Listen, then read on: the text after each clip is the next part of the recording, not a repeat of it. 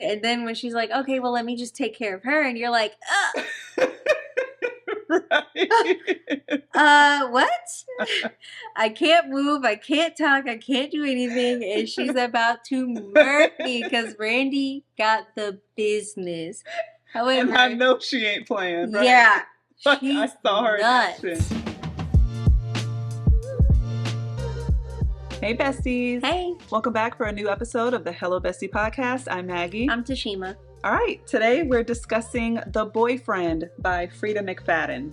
All right. So, The Boyfriend is a psychological thriller about Sydney Shaw, a single woman who meets a seemingly perfect doctor, Tom Brewer, but soon becomes entangled in a web of deception, stalking, and murder as she suspects that he is the killer of several women who dated him. On Goodreads, this book was rated overall a 4-star. Someone said they gave a 2-star review. In the words of Forrest Gump, stupid is as stupid does. Pull sleeves back, cracks knuckles. Okay, let's go. And they just go into this whole long review of the book. Someone gave it a 5-star and said, Freida did it again. I was dying to know what happens next. Just when I thought I had it figured out, I didn't. Loved it. Someone gave a 4-star and said, I really thought I had the twist called from the beginning and was dead ass wrong. She got me. So, what would you rate the book on a scale of 1 to 5 stars? I'm giving it a 3.5. Same. I wasn't in love with it. Yeah. But I do like the author. Mm-hmm. So I was trying not to completely write it off because we read the Housemaid, Mm-hmm. and I loved it. Right. So I didn't want to, I just didn't care for this book, if that makes sense. It does. I wouldn't give it a 2. Mm-hmm. I don't know what a book would have to be a 2. I don't know. Yeah, anyway. I agree. All right, so let's get into it. So Sydney Shaw is the female protagonist, Mm-hmm. and she kind of seems to ignore red flags while dating. So She's so aggy. What did you think of her as a character and her dating style and all of that? She's aggravating. Maybe it's just being in a different period in your life of constantly giving people the benefit of the doubt. But I guess at this point in time, I'm kind of like, why though? Why are we still going on a date when we're already turned off? Or why are we making excuses for this, that, and the other? Right. But I mean, I guess for somebody who doesn't have I don't know, I don't want to say life experience, but that's the only thing I can really attribute it to.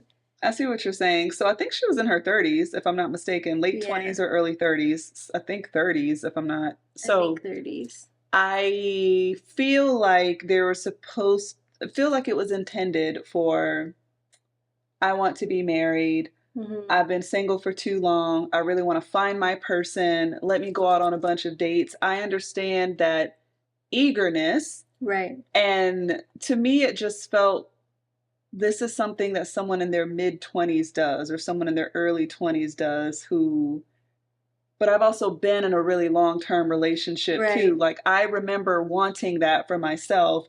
And this is me coming out of that and seeing the ups and the downs and just you could have just chilled out for a while. Yeah, you could have just waited. Yeah. But her mom's oh, guess what? Our neighbor's cousin's dog walker is, 40 years old and she just got pregnant. Right. It can happen for you.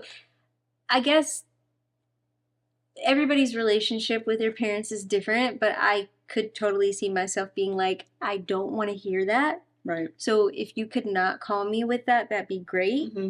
But then to just be rolling your eyes, take one on the chin, that's contributing to your anxiety. Why not just nip it in the bud? So little stuff like that, I just feel could have been solved. Obviously, if it were, there would be no book, yada, yada. Yeah. But that's where my frustration was kind of just sit. We talked about this in another book review. If you just simply tell people how you feel, right, a lot of these things could be avoided. But alas, there again would be no book. I found her to be very annoying, stupid, and not stupid in a funny kind of way. Not she just says weird off the wall things that are innocent but still humorous, and oh, you can't be angry at her. That's just how she is. Kind of like a Rose Nyland from the Golden Girls. Like, just says dumb, crazy, asks these questions, but they're funny and you love them anyway. There was nothing likable about her. She was just really annoying, and I wanted her to go away. The whole book, I just wanted her to go away. Yeah. And I don't think that she really executed the whole single woman wanting to settle down kind of thing. I would have liked her better if that had been executed better, if that made sense. Like, it would make sense to me why you keep going out on these dates because you just want it to be your turn. Kind of like the Risa Tisa thing. You just want it to be your turn. I get that. But if you already realize you're being catfished immediately sitting down with this guy, why are you still doing the date? Why are you splitting the bill with him? Why are you walking with him down a dark road? And again, you don't deserve for anything to happen to you, but don't put yourself in situations like that when you aren't even feeling this guy in the first place. It would be unfortunate if you were attracted to him. So just because it's like, oh well, no, I wouldn't feel right to let you walk home. No, thank you. Like, there just wasn't enough voice. Right. Which, again, everybody's different. So there are people who don't really have that voice to stand up for themselves and establish those boundaries and really say no. Obviously, people like that do exist. Right. So it's kind of like, just because we wouldn't do it doesn't mean that there aren't people who would. Clearly. But it then also is like, what did you think was going to happen? Right. You were just going to let him walk you to this fake address and just leave you there? Yeah, you were going to, he was, you know, like, he's just going to walk away while you stand on the stoop as he's walking down what probably would feel like the longest block ever. I don't know. That just wasn't well thought out. Not at all. So. Not at all. So what did you think about her meeting Tom and how all of that? That was too coincidental for my taste. For him to, hey, what's going on? Leave her alone. And then he just, like, walks off as she's bleeding from her forehead that she didn't know she was doing, but he was a physician. So why would he not be like, you're bleeding, we should look at that, or let's get you a napkin, or you should sit down. Like, you actually have a head wound that is running down your face.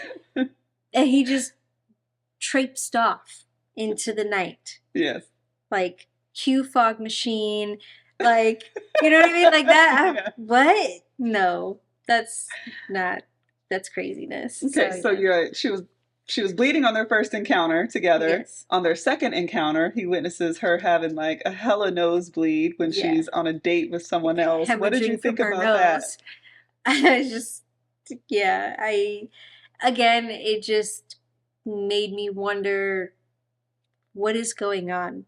Like, I don't know. I did feel how embarrassing for her. Wow, this must suck to have a condition like this where just at any moment in time you just... I did like how everything was going really, really good. You know, and she's like, wow. Like, everybody felt like the one. Which still, like, her behavior was giving 20s. But I think she was well into her 30s. So it just wasn't matching up. She was very with thirsty. Her decision making of like, I need to get married, I need to get settled down, I need to have a baby, I need to da-da-da-da-da-da. Calm down. Yeah. It's going to be okay. It's tough because when I was, early 20s, I felt that way too. And 20s. 20s, but looking now in my 30s, like I would probably still feel that way if I had never gotten married, gotten into a serious relationship, if I didn't have my kids. Like, now it's like I got my kids, I'm cool. True. That's a good point. So I could understand her still being like, I've never had that. I just want this. So in that way, I don't expect her to act like she's in her 30s, but then I still do kind of expect you to act like in your 30s, but then you're also annoying as fuck, so no wonder why nobody wants to be with you. That's a really valid point. Like, obviously we're both moms. Right. And had like long-term relationships, so that actually really does make sense. Yeah. For her to be such a thirsty cat. Yeah. But it was excessive. She was a thirsty cat. It was very excessive. Did the flashback, okay, so there were dual point of views and kind of flashbacks for Tom. Did that, what did you think about all that? Did that make you like him more or give you some background on him that kind of made you feel differently about him? No, to be honest with you, with the exception of Daisy, part of me feels like I didn't even need all of that. Like I did and I didn't. Like it was a little long-winded for the connection that was made of all of this. I see that. I felt like it was just, it was too much. It was an unnecessary buildup for a very deliberate plot twist that was, it was like, I'm going to force you to think that it's this. So no matter what happens moving forward, your mind will be made up. So that way, when I give you this actual plot twist, you're going to be blown out of the water. But because it was so like in your face, hammered over and over and over, it was to me very obvious that there is no way that this is going to be like, this isn't going to be the person. Right. Yeah. So that's how I felt about it. Like at the end of it, I was just like, okay. I agree. I appreciate the backstory. I definitely think you needed it for him and Daisy. His situation with his father and all that. I think there was this buildup of he's capable of doing these things. Yeah. The weird part I thought was how much he thought about like killing Daisy and his obsession with blood and all of that. Right. And that whole thing was just very... But then when push came to shove, it almost seemed like he was not about that life. Right. Like with Slug, how is he so calm? How is he this? How is he that? And then how like cool as a cucumber his mom was. Right. And then everything just kind of went away. And then just, I don't know. It was I don't know. Maybe it could just been like, I feel like we could have done the flashbacks more condensed, you know, cut them up, make them shorter and tighter, and then stretch out the actual story. Yeah. Allow her to have like more of a heartbreak or allow her to go on more dates to just really overemphasize like how hard it is out in these streets for a dating woman. And that is not just this one horrible date and then the next one you go on is super amazing. Right. And establish more of a relationship with her neighbors and her friends. That I felt like really missed the mark. Like for you to have been so devastated by the death, this horrific death, we didn't even feel like we cared about her, to be honest with you. Right. Like, I would have been more devastated if it would have been Gretchen. Right. Because it seemed like she was just a neighbor that you just talk every now and then on a stoop and go to yoga with. Like, she seemed very much like an acquaintance. Yes, you found her, but I don't want to get too ahead. I'm sorry. No, that's okay. We're getting into that. Yeah. Who did you think killed her? Did you think it was her doctor boyfriend? And that did you think it was Tom initially, without the whole her beating it like a dead horse? So at no point you never thought it was Tom. Okay, I kind of did when he just happened upon them. Like, why are you out here just meandering around at this hour? So obviously that was deliberate. I more so thought that it was Randy at the beginning. That's, I thought, like, you know, 2 and 2. I thought Randy was Slug at first. Same. Yeah. That's why I thought that, okay, can I tell you my theory? Yeah, of course. So I thought that Randy was Slug, and I'm sure that was the purpose. And once I thought it was him, I thought it was him because of the flashback of how cool and calm he was. And then him saying, okay, we got to take care of Daisy and we got to take care of this and like, you know, all those things. Right. So I'm thinking that maybe Slug doesn't want to share his best friend with anybody. So that he's just kind of following him around and like offing these chicks that could present a problem for him. Like almost in a protective way too. Right. And then the whole ant farm thing obviously was a Easter egg for that purpose. But then, you know, obviously. Yeah, we found out that Daisy offed him, right? Yeah. She did a good job of making them sound gross. I'll tell you that. Yeah, she did. Yeah, she did a good job of making them sound gross, for real. The characters were, like, you could picture them. Mm-hmm. She did a really good job describing them. Mm-hmm. I think so too. So yeah, that was, I could see that theory. I don't think I went that far into it. I just really felt like his reaction when he saw the both of them, I never would have thought that it was Gretchen. I just felt like it was set up really good for you to think that he saw this friend who he hasn't talked to in years. I thought it was set up, and I was led to believe that basically Slug had killed Daisy and Allison, mm-hmm. with Tom telling him, I don't want you to do that. They fell out, never spoke again. Mm-hmm. But Slug was still a real one in the way that he never spoke on it, and Tom never spoke on it. But then when he saw him again, it was like, oh shit, I know what he's capable of. Yeah. Y'all need to not be around him. That's what I thought. Yeah. So I was really surprised when it came out that it's like, damn, I thought that was a good twist. I did. It was. I did get suspicious of Gretchen with the lying to the police. Like when she just started crying and doing all that stuff, I was just like, I don't know, something's not right with Daisy. Something's a little fishy about her. But I didn't think that she would be the plot twist. So what did you think when Sydney comes out of the bathroom and she sees Randy and he's like on the couch, slumped, you know, and then she starts having these symptoms? Like, at that moment, what were you thinking was happening? At that moment, I thought Gretchen had clearly did something that she shouldn't have, and I thought she was a dummy for ignoring Tom's warnings. Not only did you ignore his warnings, you shut off your phone. Now, I get... She thought he was a killer, though. I get where she was mentally, but also, I don't... Hindsight, it just... Yeah. When you know, I mean, if you think he's a killer, be like, yeah, but well, she thought he was a killer, but then she kind of didn't. She started feeling bad about, oh, well, maybe he didn't, and she started second guessing herself too. And that was another thing too. She just second guessed herself way too much. So again, going back to that whole, I understand why you do some of the things that you do, but also you act like you're not grown at all. Yeah. Trust your instincts. Right. For crying out loud. Jesus Christ. Yeah. Trust your instincts. But yeah. How you said your first clue of Gretchen, I think that was my first clue. I thought it was weird with I was like, something's in the wine, something's in something, because it doesn't make sense that he's slumped and then you start feeling weird, but then Gretchen seems cool. Yeah.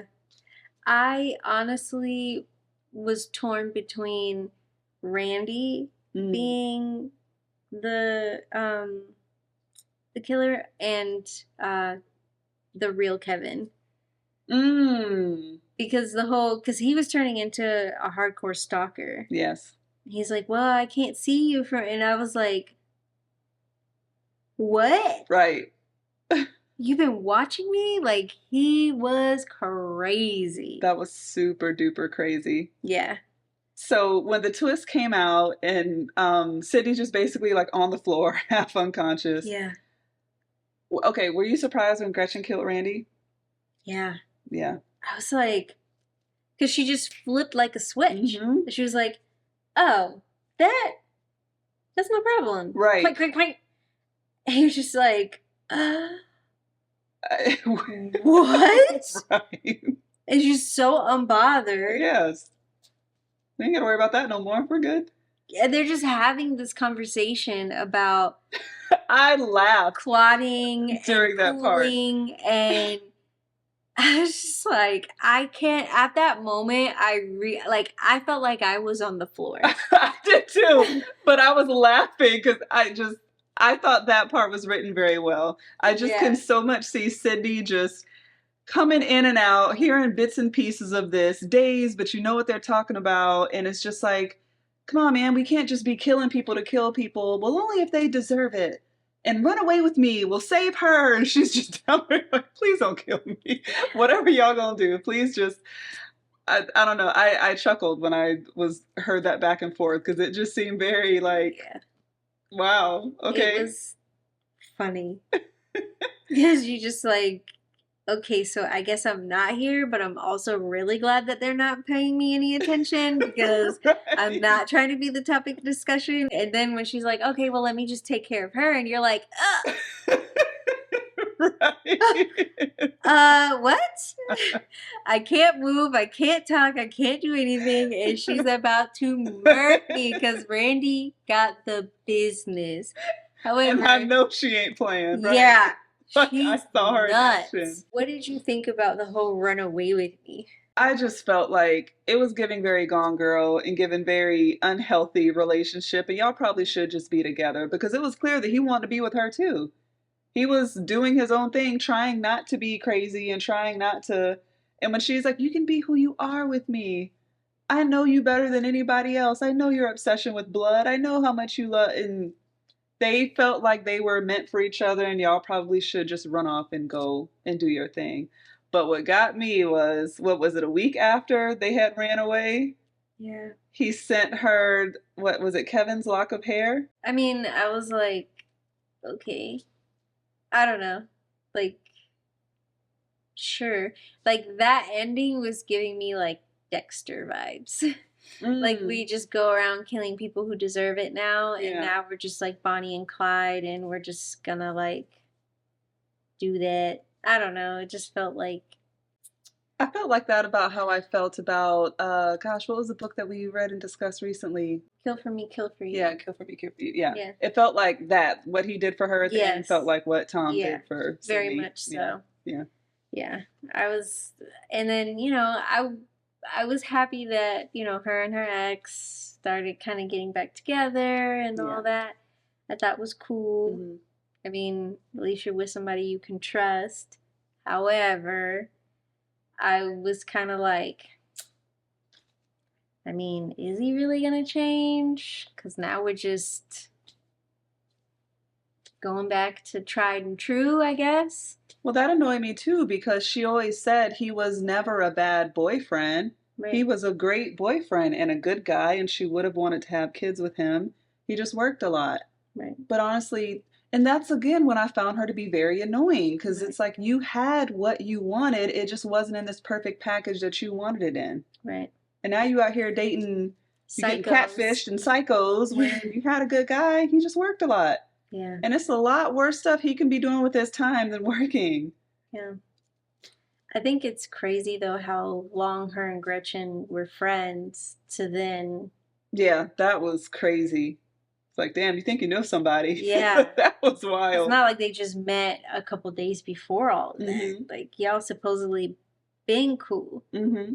So, yeah. Yeah. So I felt like it had the potential to be better than it was. It was good, but there was still some it got a little hokey in some spots here and there. Definitely. It's one of those books that you could read on an airplane or something like that. Right. Like just not something you have to be invested in that you got to turn the page and what comes next. It's just like a very easy read to just, you know, you're in the lobby of a doctor's office and you're just reading a book. Yeah.